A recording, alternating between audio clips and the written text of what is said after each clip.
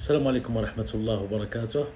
Il y a une autre sorcellerie qui s'appelle la sorcellerie des enfants. Vous savez que les enfants, ils peuvent être atteints d'une sorcellerie. C'est juste pour embêter les parents. Parce que ces gens-là qui font la sorcellerie à cet enfant, c'est des gens qui veulent du mal aux parents, pas aux enfants.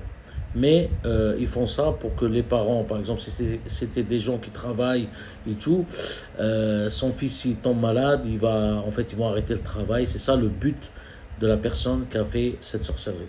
Écoutez-moi attentivement, barakallahu fikum. L'enfant désobéissant. La sorcellerie faite aux enfants touche le plus souvent leur comportement et leurs études. L'enfant se met à faire des bêtises à outrance et ne se calme pas avec n'importe quelle punition. Lui-même ne sait pas ce qui lui arrive et il se sent projeté dans les bêtises et incapable de rester droit. L'autre effet, il y a un autre effet de la sorcellerie. L'autre effet, c'est l'emprisonnement. La personne ne sort plus ou difficilement d'une maison, ou bien d'une pièce, ou bien d'un pays. L'énervement. La personne ensorcelée, il va devenir quelqu'un énervé pour un oui ou pour un non. Le déséquilibre de la personnalité. La personne change constamment de décision et d'avis, d'appréciation et d'humour.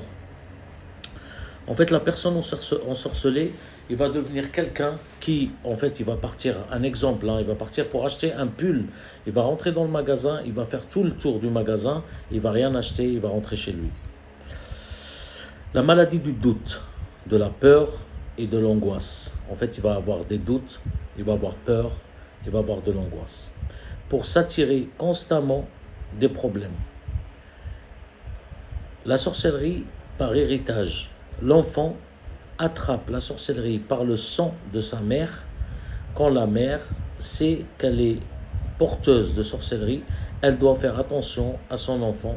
Les symptômes sont les problèmes digestifs, maladies fréquentes, désobéissance, refus de l'apprentissage. La sorcellerie peut être conditionnelle. Le couple se sépare après la naissance du premier enfant.